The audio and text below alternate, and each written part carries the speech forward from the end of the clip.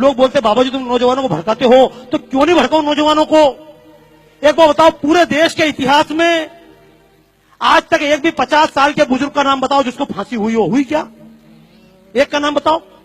ये दिल्ली में बैठकर चिल्ला रहे हैं, बाला साहब पे भी चिल्लाएंगे, नरेंद्र मोदी भी चिल्लाएंगे, इन पे चिल्लाएंगे, संघ भी चिल्लाएंगे, ये सांप्रदायिक हैं, हमने देश को आजादी दिलाई। पर मैं चैलेंज करता हूं पूरे देश के और पूरे प्रदेश के, शिंदे साहब से सोनिया गांधी से लेकर यहां के मुख्यमंत्री तक, एक कांग्रेसी का नाम बताओ जिसको फांसी हुई हो। मैं चैलेंज कर रहा हूं भाई साहब, मैंने तो आरटीआई पूछा, पूरे देश में तुमने देश को आजादी दिलाई, लेकिन एक कांग्रेसी का नाम बताओ जिसको अंग्रेजों ने फांसी दी हो। अंग्रेजों ने केवल लाठी नहीं खाई, डंडे नहीं खाए, केवल मक्खन और अंडे खाए हैं।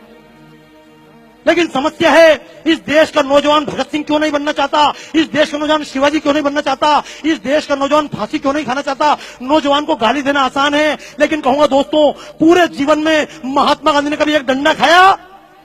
बोलो हाँ या ना? नहीं खाया। जिन्होंने पूरे जीवन में डंडा नहीं खाया, उनके नाम से हमने 1 से लेकर 1000 तक के नोट चलाए, लेकिन जिस भगत सिंह ने फांसी खाई उसके नाम से हमने 100 का नोट का चित्र नहीं छापा। हमने शिवाजी के नाम से 50 का चित्र नहीं छापा। और सांप्रदायिकता की बात नहीं है, ये शिवसेना के मंच से खड़े होकर कहना चाहता हूं इस बात को, अशफाक उल्लाह की कुर्बानी भूल ना हम पाएंगे।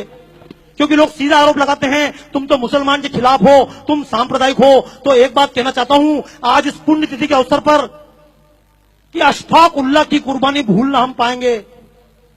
जब अशफाक उल्लाह खान लड़ रहा था आजादी के मैदान में, तो मुल्लों ने समझाया था, कठ मुल्लों ने, अरे अशफाक क्यों इसके लिए जान देते हो, तुम तो मुसलमान हो। तो अशफाक उल्लाह खान ने कहा था, कुछ आरजू नहीं है, बस आरजू यही है, रख दे कोई जरा सी खाके वतन कफन में।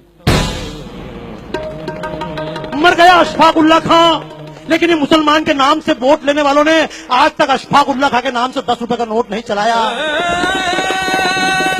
इस देश की लड़कियां, झूठ मत बोलना, पूछना अपनी बच्चियों से, क्यों लव जिहाद के चक्कर में फंस जाती हैं। लक्ष्मीबाई नहीं बनना चाहती, जीजाबाई नहीं बनना चाहती, कैटरीना कैफ बनना चाहती, दीपिका पादुकोण बनना चाहती, क्यों? क्योंकि जिसने देश के लिए ये प्राण दिए, जो मैदान में लड़ते लड़ते मरी, उस लक्ष्मीबाई के नाम से हमने 1 रुपए का नोट नहीं चलाया।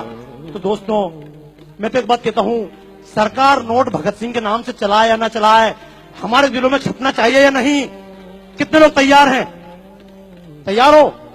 एक बात, क्यों आप लोग जान ही रहे हो वापस यार? मैं चक्कर में 25% निकल जाऊं, निकलोगे क्या?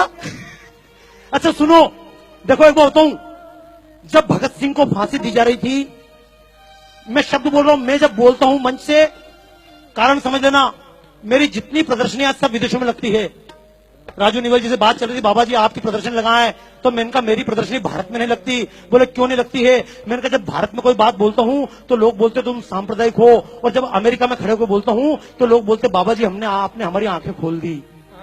तो कारण समझना दोस्तों, जब महात्मा गांधी ने लॉर्ड इरविन से बातचीत की थी, समझौता हुआ था, तो लोगों ने कहा था महात्मा जी भगत सिंह ने किसी की जान नहीं ली है, संसद भवन के कोने में बम फेंका है, किसी व्यक्ति पर नहीं फेंका।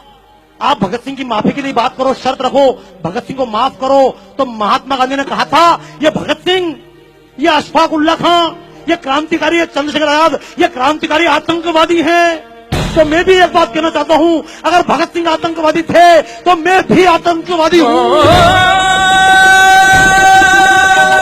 और ऐसे आतंकवादी देश के कोने कोने में पैदा करना चाहता हूं। क्यों? अगर भगत सिंह की तरह आतंकवादी देश में पैदा हो जाए तो अफजल और कसाब जैसे आतंकवादी दिखाई,